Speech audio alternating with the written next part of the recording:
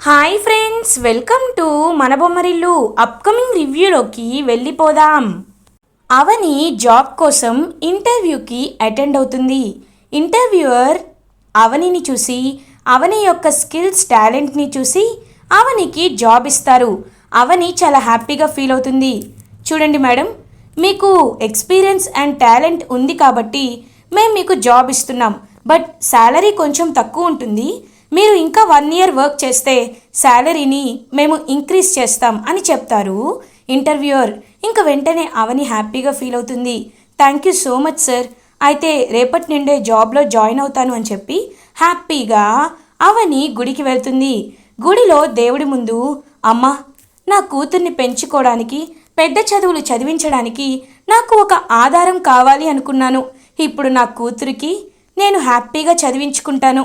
Job చేసుకుంటూ నా కూతుర్ని సంతోషంగా ఎవ్వరి అండా లేకుండా నా డబ్బులతో నేనే తన్ని పెంచుకుంటాను అని చెప్పి అమ్మవారికి మనస్ఫూర్తిగా నమస్కరించుకుంటుంది అవని. అప్పుడే కరెక్ట్గా వేదవతి, నిహారిక కూడా అదే గుడికి వస్తారు. వేదవతి వస్తూ వస్తూ అవనిని చూస్తుంది. వెంటనే పక్కన ఉన్న నిహారిక, చూసారా అత్తయ్య గారు, చేసేవన్నీ నీచపు పనులు, కానీ గుడికి వచ్చి ఏ పాపం తెలియనట్టు ఎలా బిల్డప్లు కొడుతుందో చూసారా? అందరూ మొహం చూస్తే మంచిది అనుకుంటారు. డిఎన్ఏ టెస్ట్ ద్వారా బయటపడింది ఈ అవని ఎలాంటిదో.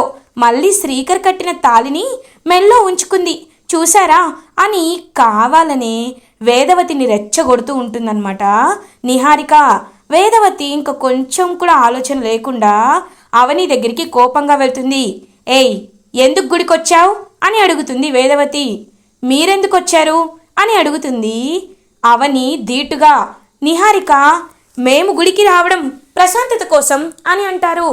నేను కూడా ప్రశాంతత కోసమే వచ్చాను, నా దారి విజయవంతం అవ్వాలనే వచ్చాను అని అంటుంది అవని. వేదవతి, చూడు, నువ్వు ఇలాంటి పొగరు మాటలు తగ్గించుకుంటేనే బాగుంటుంది అని అంటారు. చూడండి, మీలా పేపర్లో ఏది వస్తే అది నమ్మేసే గుడ్డి గుర్రంలాగా నేను బ్రతకాలనుకోవటం లేదు. నాకు ధైర్యం ఉంది, నిజాయితీ ఉంది, తెలివి ఉంది, సత్తువ ఉంది. నా కూతుర్ని నేను బ్రతికించుకుంటాను, నేను చూసుకుంటాను. అంతేకాని మీ మోచేతి నీళ్ళ గురించి నేను ఆశపడటం లేదు. ఎప్పటికీ నా నిజాయితీ తెలుసుకోకుండా మీ కాళ్ళ దగ్గర కూడా నేను ఉండాలనుకోవటం లేదు అని అంటుంది అవని. నోర్మొయ్ అని గట్టిగా అరుస్తుంది వేదవతి. నాకే ఎదురు సమాధానం చెప్తావే? అయినా డిఎన్ఏ రిపోర్ట్లు రాకముందు వరకు నీ కథ వేరు, ఇప్పుడు నీ కథ వేరు. నా కొడుకు శ్రీకర్కి నీకు ఎలాంటి సంబంధమే లేదు.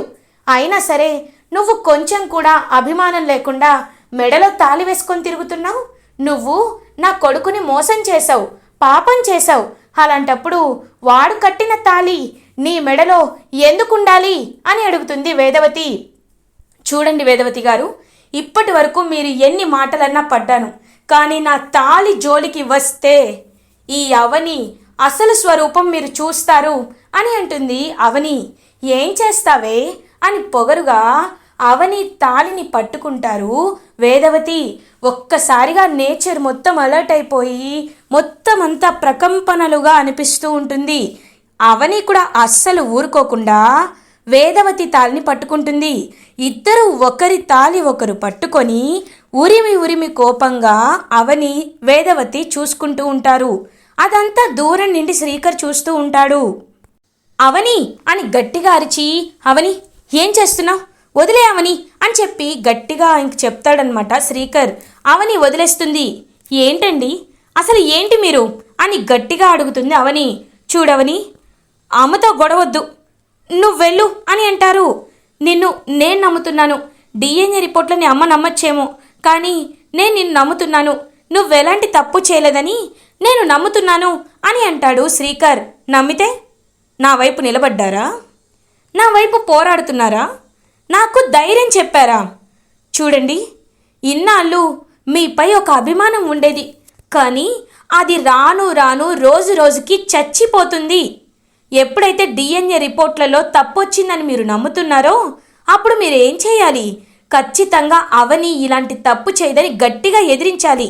కానీ మీరు మా అత్తయ్య గారి మీ అమ్మగారి కొంగు పట్టుకొని వెళ్ళిపోయారు. ఏంటి, ఒక భార్యకి ఇదేనా మీరిచ్చే విలువ? ఒక భార్యకి ఇదేనా మీరిచ్చే గౌరవం? ఒకవేళ మీ అక్కకి ఇలాంటి పరిస్థితి వచ్చి మీ బావగారు మీ అక్కని వదిలేస్తే ఏం చేస్తారండి? మీ కుటుంబం అంతా ఏం చేస్తారు అని అడుగుతుంది అవని. ఏయ్ అవని, నా కూతురికి నీకు పోలికేంటే? నా కూతురు అలాంటిది కాదు, నీలాంటిది కాదు అని అంటుంది వేదవతి. అవునవును, నాకు మీ కూతురికి పోలిక కాదు, నేను మీతోనే పోల్చుకుంటాను. చూడండి, నా తాలి పట్టుకొని లాగుతున్నారు, నన్ను మీరు శంకిస్తున్నారు. నా డిఎన్ఏ రిపోర్ట్లు తప్పు వస్తే మీరు దాన్ని పట్టుకొని వేలాడుతున్నారు. ఇప్పుడు అడుగుతున్నాను, నేను చెప్పింది చేస్తారా? నేను చెప్పింది చేస్తారా? ఎలా అయితే నా కూతురికి మీరు ఎలా డిఎన్ఏ టెస్ట్ చేయించారో అలాగే మీకు నిజంగా దమ్ముంటే మీ ఇద్దరి కొడుకులు మీ కొడుకులైనా కాదా అని ముందు నిరూపించుకోండి. మీ కొడుకులని తేలితే మీరు కూడా శ్రీకర్కి కృష్ణబాబుకి డిఎన్ఏ టెస్ట్ చేయించండి. అప్పుడు నిజంగా వాళ్ళు కూడా మీ ఇద్దరి కొడుకులని తేలితే మీరు ఒక మంచి భార్య అని ఒప్పుకుంటాను. అప్పటి వరకు నా తాళి నా మెడలో ఉంటుంది, మీ తాళి మీ మెడలో ఉంటుంది. ఒకవేళ అబద్ధమని తేలితే నేను నా తాళిని తీసేస్తాను. మీరు తీస్తారా అని అడుగుతుంది అవని. ఒక్కసారిగా వేదవతి షాక్ అయిపోతుంది. ఇంకా నిహారిక, ఏంటే మా అత్తయ్య గారిని ఎక్కువ తక్కువ మాట్లాడుతున్నావు? అయినా అత్తయ్య రా వెళ్ళిపోదాం, ఇలాంటి వాళ్ళ నోట్లో నోరు పెడితే మనదే తప్పత్తయ్యా, రండి వెళ్దామని చెప్పి ఇంకా గొడవ పెద్దదైపోతుందని అక్కడి నుండి వెళ్ళిపోతారు వేదవతి అని నిహారిక. అవని కోపంగా చూస్తూ అక్కడి నుండి వెళ్ళిపోతుంది. నిహారిక వేదవతిని కారులో కూర్చోమని చెప్పి ఒక్క నిమిషం అత్తయ్య అని చెప్పి అవని దగ్గరికి వస్తుంది. హేయ్ అవని ఆగు, ఏంటి ఇంత చిన్న విషయానికే పెద్ద అల్లల్లాడిపోతున్నావు? మా అత్తయ్యతో కంపేర్ చేస్తున్నావు. కానీ నీకు ఒక విషయం తెలుసా? రేపే నా కూతురు శౌర్యకి ముక్కు పుడకని అత్తయ్య ఇస్తానంటున్నారు. అది నా స్థాయి, ఇది నీ స్థాయి అని చులకనగా మాట్లాడుతుంది నిహారిక చెంప పగలగొడుతుంది అవని. ఒక్కసారిగా నిహారిక షాక్ అయిపోతుంది. ఇది ఎందుకు కొట్టానో తెలుసా? నీ కూతురు ముక్కు పుడక దక్కించుకుంటుందని కాదు, నన్ను నా భర్తని విడతీసినందుకు, పచ్చని మా జీవితంలో నిప్పు పోసినందుకు. ఏంటి, నీ గురించి నాకు తెలియదు అనుకుంటున్నావా? ఇదంతా నువ్వు ఎందుకు చేస్తున్నావో తెలియదు అనుకుంటున్నావా? ఆ రోజు సత్య చేసిన చిన్న సంతకాన్ని పట్టుకొని నన్ను అవమానించి పంపించేసిన దానికి కారణం నువ్వు నాకు తెలియదు అనుకుంటున్నావా? నువ్వు చెప్పినా చెప్పకపోయినా అమ్మవారు నాకు తోడుగా ఉంది, అన్నీ అమ్మవారు తెలిసేలా చేస్తుంది. అంతేకాని ఇంకొకసారి నువ్వు నా జోలికి కానీ వచ్చి మళ్ళీ పచ్చగా ఉన్న ఫ్యామిలీని విడతీయాలని చూసినా, నన్ను అవమానించాలని చూసినా చంపేస్తా. వెళ్ళి మీ అత్తయ్య గారి పాదసేవ చేసుకో, అంతేగాని నా జోలికి వస్తే అని గట్టిగా వార్నింగ్ ఇచ్చి అక్కడి నుండి వెళ్ళిపోతూ ఉంటుందన్నమాట అవని. నిహారిక చూస్తూ ఉంటుంది. గుర్తుపెట్టుకో, ఎక్కడైతే నన్ను వాళ్ళు చీకొట్టారో అక్కడే నా చేతులు పట్టుకొని బ్రతిమలాడి నా నిజాయితీ తెలుసుకొని వాళ్ళు తీసుకువెళ్ళేలా నేను చేసుకుంటాను. నా నిజాయితీని నేను నిరూపించుకుంటాను అని గట్టిగా ఛాలెంజ్ చేసి అక్కడి నుండి వచ్చేస్తుంది అవని. ఇంకా దూరం నుండి వేదవతి చూస్తూ ఉంటుంది. అమ్మా ఏమైంది నిహారిక? ఏంటి అదేదో మాట్లాడుతోంది అని అడుగుతుంది వేదవతి. ఏం లేదు అత్తయ్య, ఏం లేదు, తెలుసు కదా అలాగే మాట్లాడతారు, పదండి అత్తయ్య వెళ్దామని చెప్పి ఇంకక్కడి నుండి తీసుకువచ్చేస్తుందనమాట కావాలని వేదవతిని నిహారిక. ఇది ఇలా ఉండగా ఈవినింగ్ అవుతుంది. అవని ఇంటికి రీచ్ అవుతుంది. ఇంకా పాపం అవని అక్షయ కోసం చాక్లెట్స్ తీసుకువస్తుంది. అక్షయ అక్షయ అని పిలుస్తూ ఉంటుంది. అక్షయ పాపం డల్గా ఉంటుంది. అక్షయ నీకోసం అమ్మ ఏం తీసుకొచ్చిందో చూడు, నీ ఫేవరెట్ చాక్లెట్, నువ్వు అప్పుడు ఇష్టంగా తినడం చూశాను, తీసుకోమ్మా అని ఇస్తుంది. అక్షయ డల్గా ఉంటుంది. ఏమైందమ్మా, ఎందుకు డల్గా ఉన్నావు అని అడుగుతారు పాపం. తనైతే అవని, అమ్మా నీకు ఇది చెప్పకూడదు అనుకున్నాను, కానీ చెప్పకుండా ఉండలేకపోతున్నానమ్మా అని అంటుంది. పాపం ఏమైంది అని అడుగుతుంది అవని.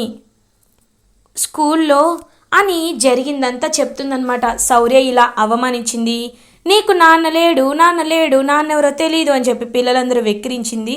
అప్పుడే చింటూ వచ్చి శౌర్య చెంప పగలగొట్టింది. ఇవన్నీ చెప్తుంది. పాపం చాలా బాధేస్తుంది అనమాట అక్షయ చూసి అవనికి.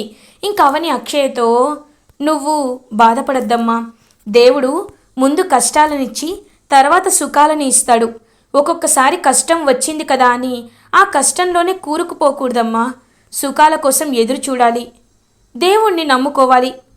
నీకు తెలుసు కదా, ఆ విషయాలేమీ పట్టించుకోవద్దు.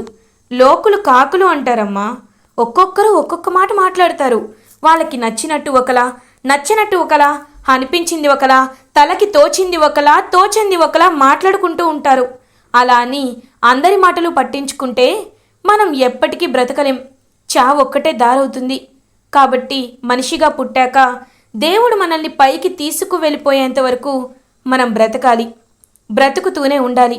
అంతేకాని మనం ఏమీ అనుకోకూడదు. ఒకరు మనల్ని అవమానించారు కదా అని అవమానంగా ఫీల్ అవ్వకూడదు. ఎప్పుడైతే మనల్ని అవమానించారో వాళ్ళే మన దగ్గరికి వచ్చి సారీ చెప్పేలా, వాళ్ళే మనల్ని మెచ్చుకునేలా మనం ప్రవర్తించాలి. సరేనా? నువ్వు వాళ్ళ గురించి ఏమీ బాధపడద్దు. దా, నీకు తినిపిస్తాను అని చెప్పి పాపం చాక్లెట్ తినిపిస్తూ ఉంటుంది అవని అక్షయ్కి. ఇంకా అవని ఒళ్ళో అక్షయ నిద్రపోతుంది. ఇదంతా దూరం నుంచి చూస్తూ సుజాత పాపం చాలా ఎమోషనల్గా ఫీల్ అవుతుంది. అక్షయ్ని నిద్రపుచ్చిన తర్వాత అవని బయటికి వచ్చి, అక్క, నీకు ఒక గుడ్ న్యూస్, నాకు జాబ్ వచ్చింది. రేపటి నుండే నన్ను జాబ్కి రమ్మని చెప్పారక్క అని చెప్పి అవని చెప్తుంది. పాపం సుజాత అవనిని హక్ చేసుకుంటుంది. నిజంగా చాలా సంతోషంగా ఉంది. నువ్వు నాకు చెల్లెలుగా పుట్టడం నేను ఏదో జన్మలో చేసుకున్న పుణ్యం అని చెప్పి సుజాత చాలా ఎమోషనల్గా ఫీల్ అవుతుంది. అక్క, ఏ జన్మబంధం ఎప్పటికైనా రాసి పెట్టుంటుంది. మనం అక్క చెల్లెలుగా పుట్టాలని దేవుడు నిర్ణయించాడు. అందుకే నీలాంటి మంచి మనసున్న అక్క నాకు అక్కగా పుట్టింది.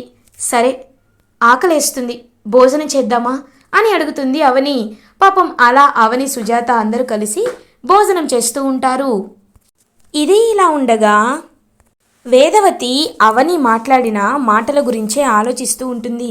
ప్రసాదరావు వేదవతి దగ్గరికి వచ్చి, వేదా, పొద్దున్నుండి చూస్తున్నాను, ఏంటి నువ్వు ఏదో ముభావంగా ఉంటున్నావు, అసలు ఏమైంది నీకు అని అడుగుతారు. ఇంకా ఏమీ చెప్పలేకపోతూ సైలెంట్గా చాలా బాధపడుతూ ఉంటారు వేదవతి.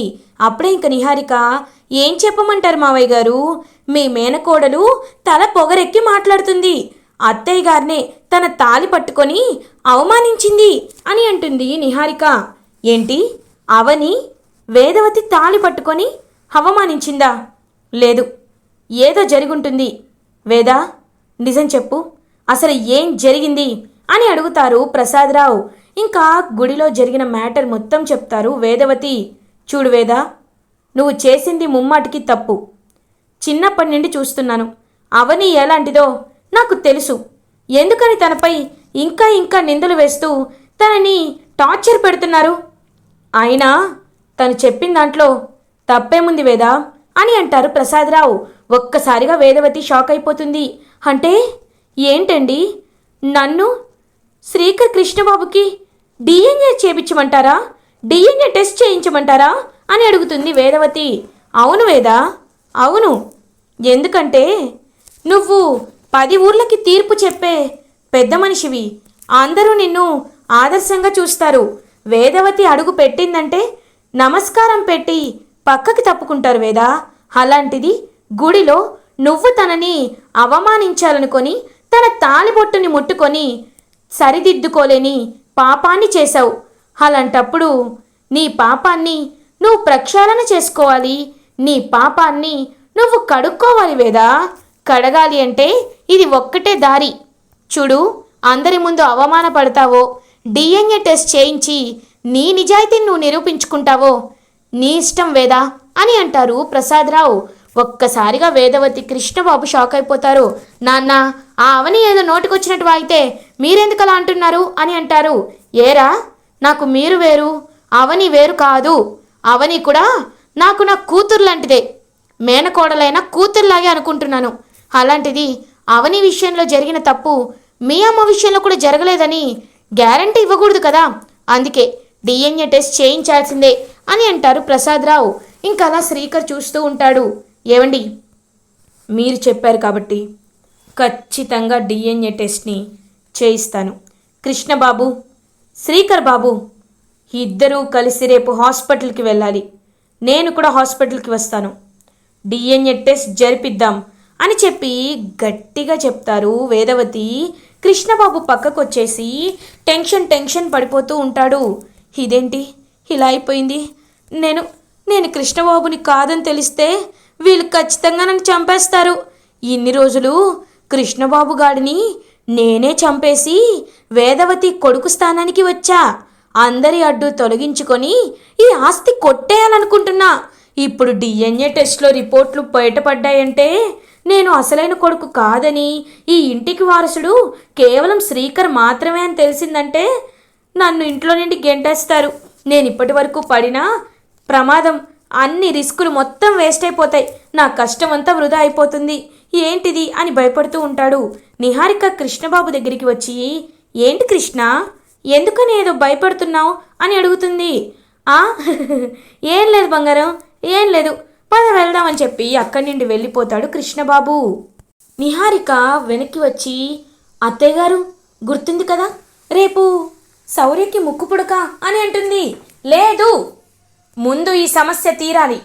అవని దగ్గర నేను నిజాయితీ పరురాల్ని, నేను పవిత్రురాలని నిరూపించుకుంటాను. నా కొడుకులిద్దరి డిఎన్ఏ రిపోర్ట్లు వచ్చిన తర్వాత, ఆ అవని కళ్ళు తెరిపించిన తర్వాత, ఆ అవని వచ్చి నా కాళ్ళు పట్టుకునేలా చేసిన తర్వాత ఒక మంచి ముహూర్తం పెట్టి నా కన్న కొడుకు కృష్ణబాబు కూతురైన శౌర్యకే నేను ముక్కు పుడకని ఇస్తాను. ఇది ఖచ్చితంగా ఫిక్స్ అవుతుంది అని చెప్పి అక్కడి నుండి వెళ్ళిపోతారనమాట వేదవతి.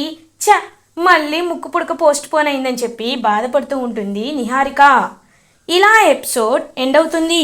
ఫర్దర్ ఎపిసోడ్ రివ్యూస్ ముందుగా మీకు కావాలి అనుకుంటే మా ఛానల్ని సబ్స్క్రైబ్ చేసుకోండి. Thanks for watching.